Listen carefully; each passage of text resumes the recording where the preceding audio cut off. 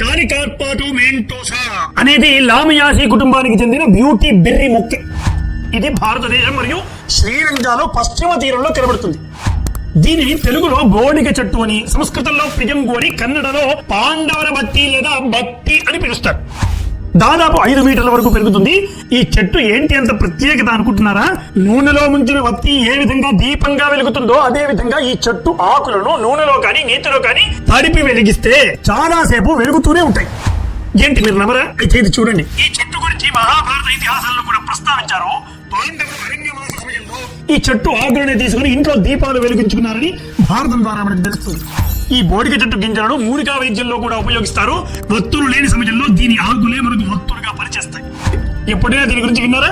దీనిపై మీ అమూల్యమైనటువంటి అభిప్రాయాలు దయచేసి కామెంట్ రూపంలో తెలియజేయగలరు. విశ్వభారతం నా భారతం, జాగో హిందూ.